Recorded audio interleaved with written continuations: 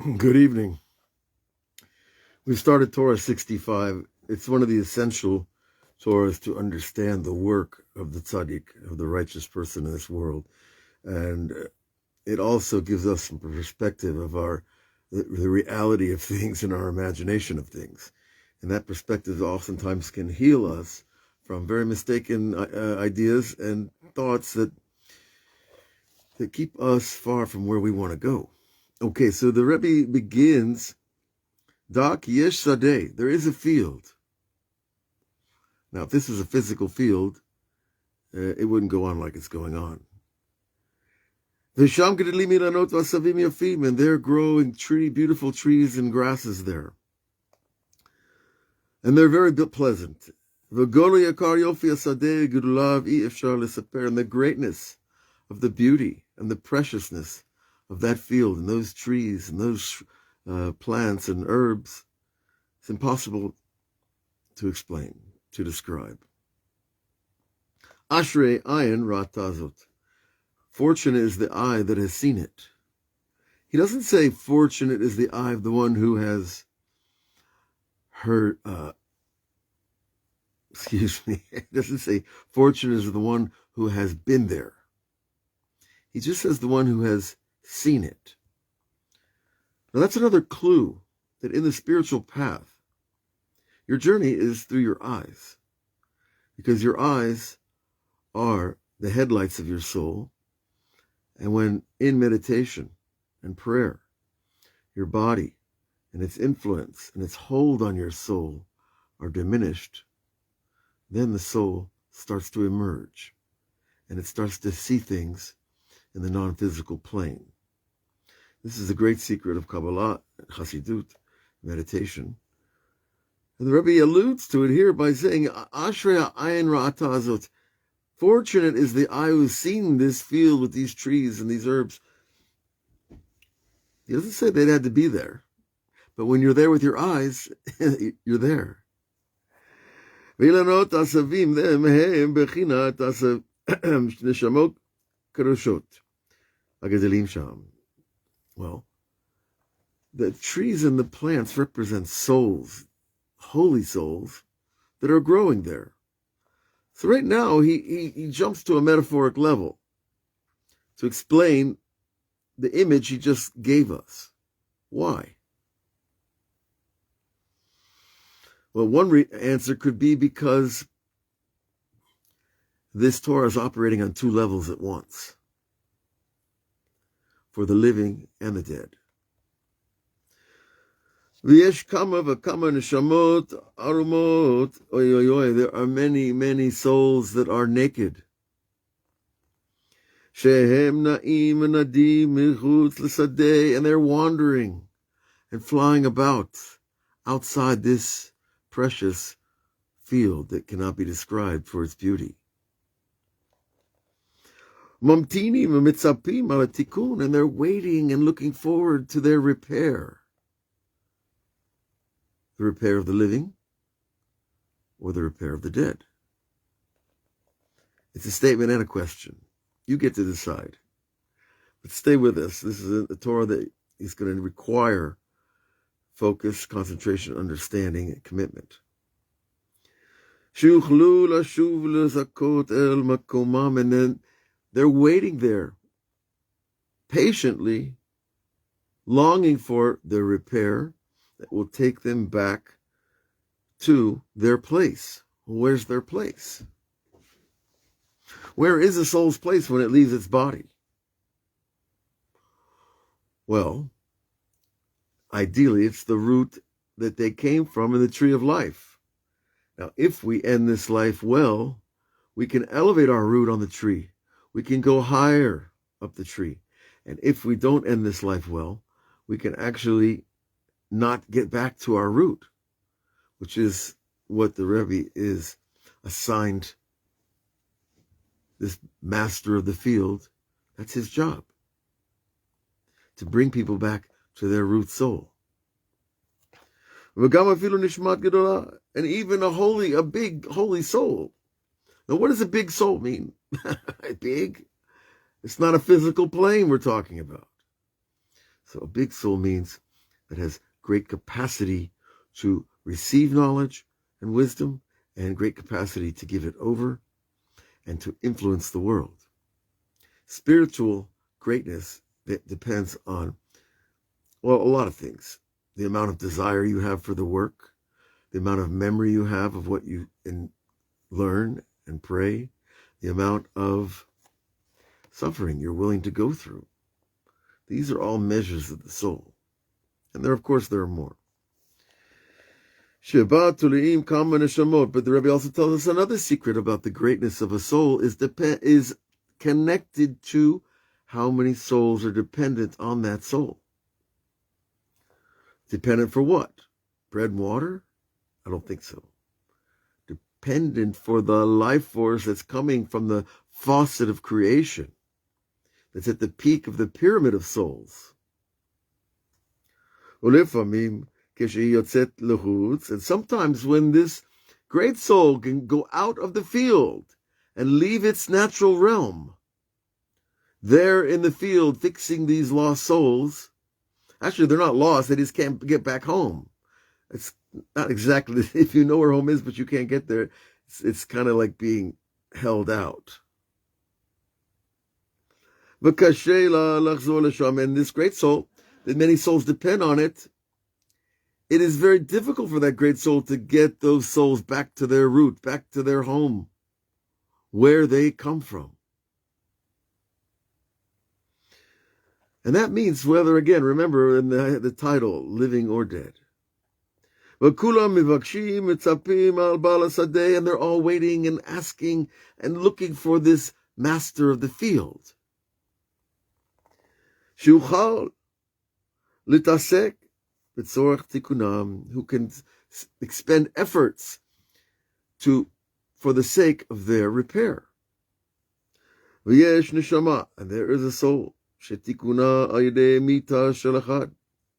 And there is a soul that its repair will depend on somebody dying.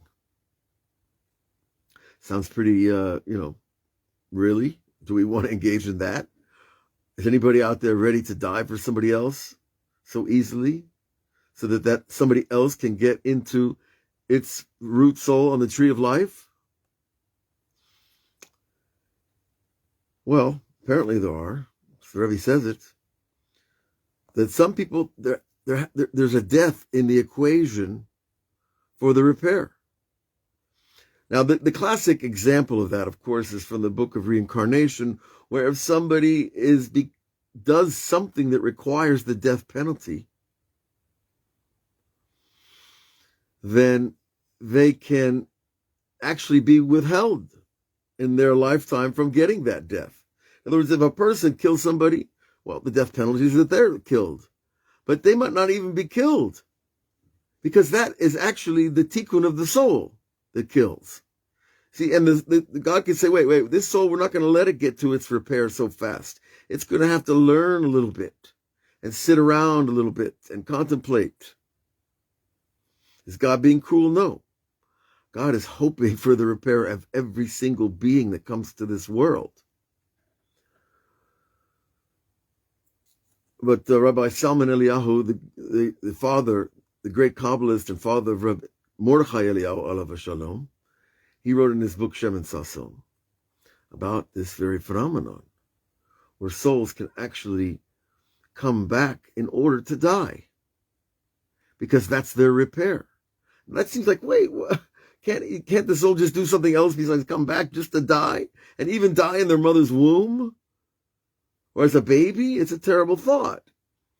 But no, we don't understand the calculations that are being done in heaven.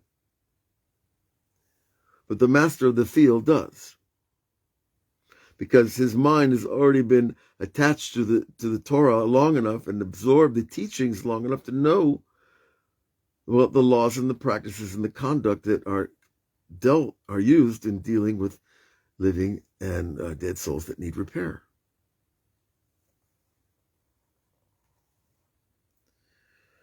And another person, their repair is not dying, not at all. It's to come back and do a mitzvah that they didn't get to do. The classic is a story from the Baal Shem Tov, where a baby a couple didn't have children for years and years and years, and they went to the Baal Shem Tov and they kept asking him for a blessing, and he wouldn't give it to them. And he didn't tell them, he couldn't take away their free choice, first of all, from the vision that he had of who they were. But he knew that their decree of their life in this world was not to have children. And that was their repair, was not to have children, to go through that suffering of not having children. But they kept pushing the Rebbe until the Baal Shem Tov gave them the blessing, and the woman became pregnant, and the baby died. Of course, they were heartbroken, and they went back to the Baal Shem Tov, and he said, that you weren't meant to have children, and this soul only could get its repair by coming back through you. Why? Because this baby nursed from this woman, this mother who lost her child, and the nursing was the mitzvah that this soul needed. So you start thinking about these things, and you kind of forget it. It's too high. It's too far. It's too difficult to connect it all. And that's where we need to do, as we learned in the previous Torah 64, that we have to allow ourselves to have a limit to what we can know, and not to ask the questions that take us into hell. Because hell is where when you're in a place and you can't get out of there. And when hell is whether you're in your body or not, also, by the way. And that punishment that you could get in heaven, you could get down here, or vice versa. We could give you many examples of that, but it's going to get so dark around here, I'm going to have to go say goodnight. Now, we don't want to get too dark, but we want to appreciate what we're dealing with. Okay? Because the Rebbe's teaching us things that you cannot find elsewhere.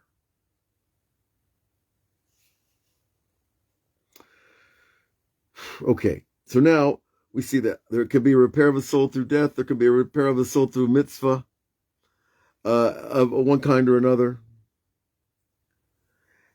However, the person who wants to put on the belt, the championship belt, he uses the lashon of the girdle. The ancient warriors would wear these leather wraps around their waist to protect their vulnerable parts. And I guess thick, heavy leather was the best thing available at the time. And even the Torah tells us about Eliyahu Hanavi having such a girdle. So the Rebbe uses this language, this ancient language, to tell us the severity of someone who wants to really go out to battle. We're not talking about sitting behind a wall with your sniper rifle. That's also battle. But we're talking about hand-to-hand combat at the highest level. But here we're talking about the path of a tzaddik, not the path of a warrior with a sword, or is it? Because in a spiritual sense, when you become a person that can go outside your own body, well, your mind becomes a sword. Your mind can become a sword to cut through the chaff of this physical world and to reach places that no one even knows exists, and to cause light to come down into the world to fix people and to take people where they need to go. So the person who wants to put on this sword and this girdle, to bring himself into this level of the master of the field, he needs to be a pillar. And he needs to be takif, powerful, v'gibor chayil, and a warrior, v'chacham, and wise, v'tzadik, and righteous, gadol meod, very, very righteous. Because what happens in the psychic world, nothing is erased. Whoever you are, that's what you are. That's what you carry around with you in the world. And so when in heaven they say, well, who's this guy that's coming in without his feet? Who is this guy who's got blood on his hands? Who is this guy that, who we are, it flows out of us. And it's only our bodies in this physical realm that hides it. But up there's nothing to hide because there's no body. And so you can't just get in wherever you want to go up there. You have to have the concordant level of purity to enter the place of purity.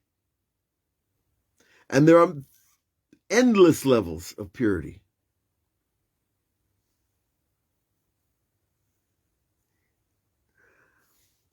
And a person needs to be a great spiritual person on a very high level. And after you get to be at that high level. Now this Torah is not here to give us yeush about being great people. Okay? It's not here to make us feel like, oh, I'm little, I'm nothing, and I can't do anything. No, that's not true either. But it's here to give us, first and foremost, appreciation of where we come from, an appreciation of the sages and the saints that dedicated their lives to this practice. And like when you do that, you say, wow, Moses it just wasn't for nothing. He was walking around in the desert for 40 years, exiled from his home, from his wife, his children, his people. And there is a level of a righteous person who can fix other people and bring about repair and bring the world closer to redemption, but only through his death. Because death is an atonement. And it's like a spiritual exchange, a transaction between heaven and earth, between the physical and the spiritual. You want to bring light down here? Well, something of the physical has to die. Now, ideally, what dies is the lust for food and money and all the other lusts. When those things die, we're automatically on the road.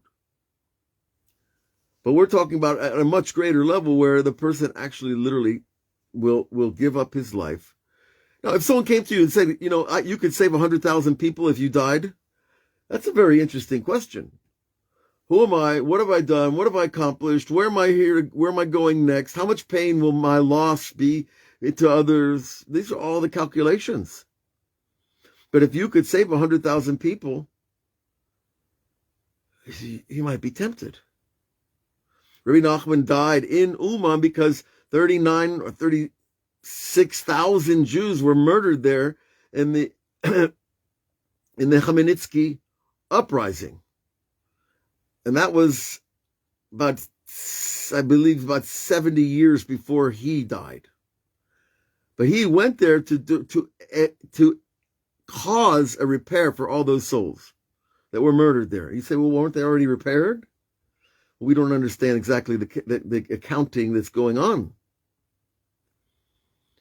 So just to give us some perspective and proportion of what we're talking about.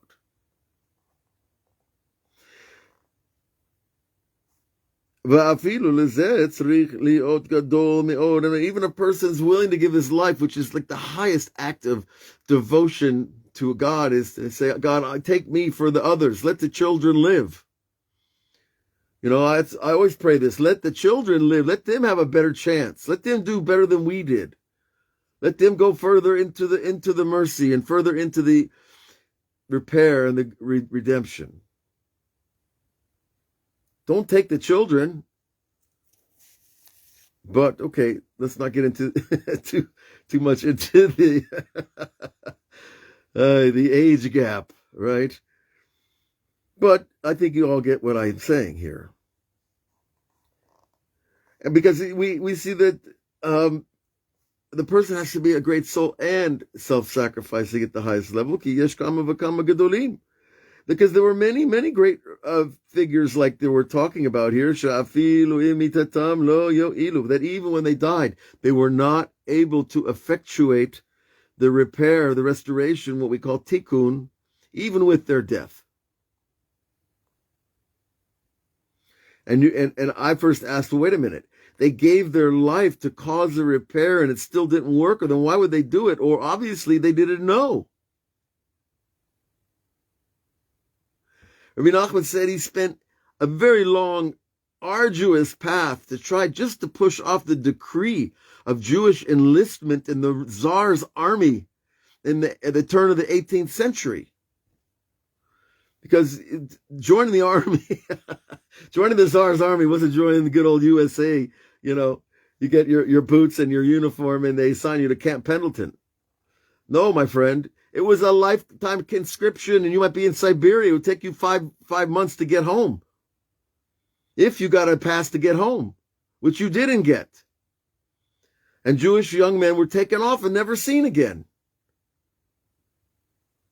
Either because they died, which I guess that happens when you're in an army, or because they jumped off the Jewish ship and said, okay, I'm in the middle of Siberia. What am I going to do? I'm going to marry this, this non-Jewish woman, and I'm going to live a life like everybody else, because that's all I have. So, and it took him years to push off those decrees. It's not just one prayer. But the self-sacrifice of the tzaddik in his prayer for others, that's what gets through the walls of the palace.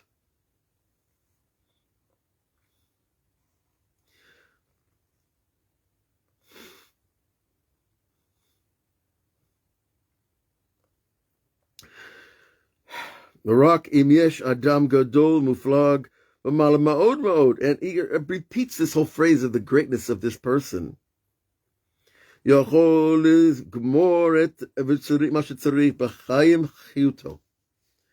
there are people that reach the level that they can cause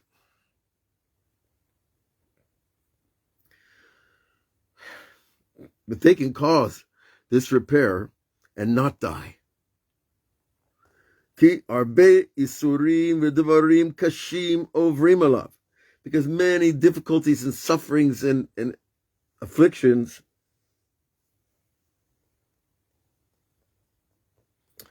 go over him. Or her, for that matter.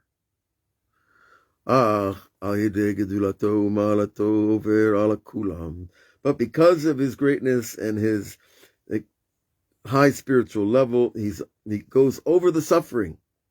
And he does the work of this field of the wandering souls.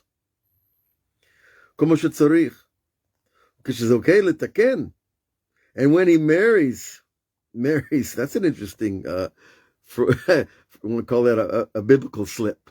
We don't want to give credit to Freud for everything, right? And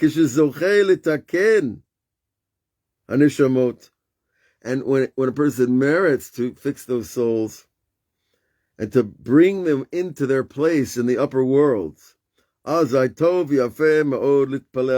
it's a great time to pray for all the little folks like us down here. Because the channels are open. That's why anytime there's a tragedy in Israel, you say the first thing that tzaddikim will do is say, go out and build, open a new school, a new class, a new mikveh, any kind act is easier after there's been this atonement by the passing of souls from the lower to the upper world.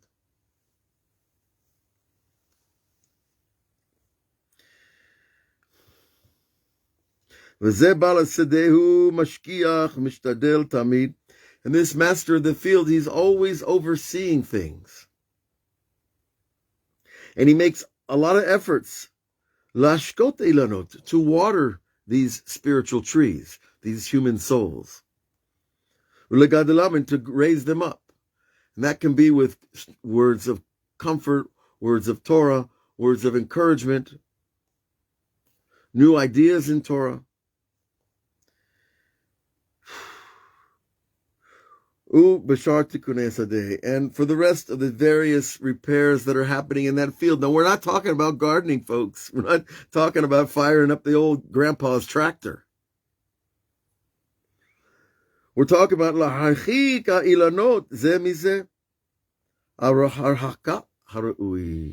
he's talking about distancing each person from another. Why? Where does that fit into this equation? Well, he tells us, you see, that these souls, they're like trees. If they grow too close together, they hurt each other. We need space, like every living thing has its own space. In halakha, it's called your dalet amot, your own little 2-meter square that is your space, that no one should have a right to enter without asking permission. Now, this is whether it's at a supermarket or whether it's in the lunchroom at school or wherever you are, whoever you are. you have your Dalet Amot. And this is an important spiritual halachic space. And there's a lot of different ramifications of it we can't go into tonight. However, this Baal Sadeh, he sees the distances that need to be made. So it could be between your children. It could be between your students. It could be between your friends. And it can even be between souls that are connected to the same root. There's even, I saw a teaching in the Shira Gilgulim, the book of reincarnation, that says that two people can share the same root. What are we talking about? They're sharing the same faucet of godly life force. Two people. Well, there's not enough. There's already 8 billion other people getting their life force. No, but people are assigned to their place for all these other reasons we can't go into. But they can actually compete for the life force coming into the world. And one is up. When one is up, one is down. And I'll tell you, you can see it in your own life. You would never know it. That you have a friend, a dear friend, or your brother you love dearly. They love you. And all of a sudden you have a fight. And you don't know why, and it seems stupid. It usually is, right? But in the upper worlds, those souls are not getting along because there's a challenge or a competition or for the life force. You know, I live out here in a place where we used to compete for Shabbos guests. People would come and visit for Shabbat. And they go to the synagogue on Friday night, and then, you know, some people are looking for a meal, right? Looking for a place to spend Shabbos evening. And there would be always like more than one person that wants the guest. But we always knew not to take somebody else's guest. Don't ever want somebody else's life force. That's the foolishness of theft itself. Trying to get stuff that's not ours. Trying to take money from people like these master thieves that bilk people of billions. It's just idiotic because all they're going to do is end up more and more poverty and hurt a lot of other people. It will never end good and they can't fix it. And that soul might have to come back who knows how many times and suffer who knows how many sufferings to make up for all the damage that comes about when a person, well, is a thief on a big level. But on a little level, okay, we can fix it. We have Yom Kippur, you know, but we're also supposed to say Yom Kippur fixes stuff between us and God. We still have to go to the people, but nonetheless, the point is that the tzaddik of this level is able to distance the people from each other just enough that nobody's stepping on anybody's toes.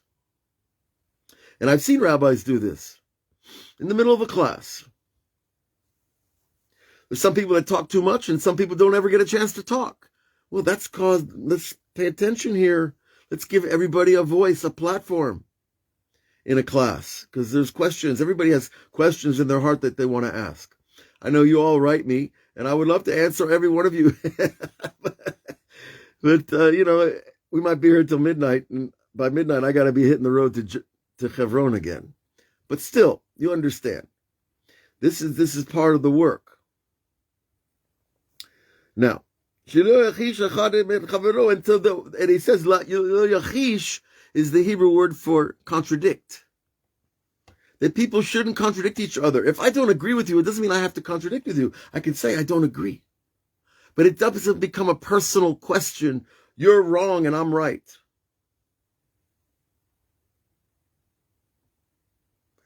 There's no such thing. There are many answers. That's why the Talmud is filled with many answers to one question. Now, the latter-day poskim, the latter-day rabbis that have to actually make a law, a line for the law, they have to collate all the different opinions of all the great people from before. Then they have to extract the most general opinion that can be applied to the whole nation. That's not an easy thing. But all those opinions are real opinions from very holy people. And they need to be respected. Okay, so that's part of this tzadik's work is to also to protect the honor of the other rabbis, protect the honor of all the students. Because if we start stepping on each other, well, what are we keeping Torah for if we're not going to be nice to each other and have respect and honor at the highest level? This is God's work here. You know, the people that sit on Wall Street can make $50 million a year because they know how to work the market. They're wearing the nice suits and the nice ties, and they got the $500,000 office, but they're not fixing the world. And the people here in Eretz Israel, the people that there are these types of rabbis that we're talking about here tonight, they're fixing the world. And we don't know exactly how it works, but that's part of what the learning's about to start to see. How when a posek makes a decision 500 years ago, people are still following that law, and that extrapolation of understanding leads to clarification between and right and wrong and left and right and good and evil.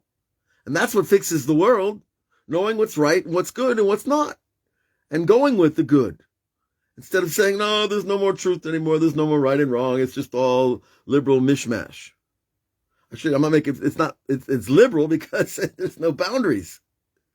But there's plenty of people that call themselves conservative who also don't have boundaries. So it's not a specific political agenda. Okay, now, he tells us another secret, and we're going to end with this and continue it tomorrow. Because sometimes this great teacher has to show to the person who's closest that he's really far. And that hurts. That hurts. Right? In order that he doesn't contradict the other guys. And I've also seen this in a shiur. Now, the Torah shiur context that we're using here is not just that. If you're a manager in a business, if you're a teacher in a schoolroom, if you're a CEO behind that big desk, it's the same work if you want to have a good business. It's the same work. Keeping people at proper distance, keeping people treating each other with respect, speaking properly in the room, whether it's the schoolroom, the lunchroom, the executive dining room. And of course, the synagogue, the place where we sanctify the space for proper behavior.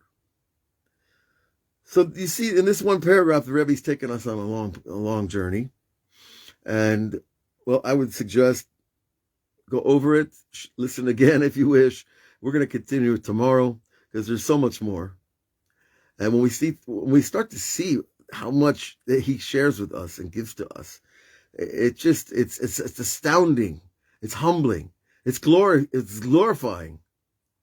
And ultimately, it sets us on the road, the right belief system, the right pattern, whoever you are, wherever you are, however you were born. The truth is still the truth. So God bless you all on your journey. And we're meeting together in our journeys here on these little intersections of the highway. And hopefully we'll have many more. God bless you all. Have a good evening.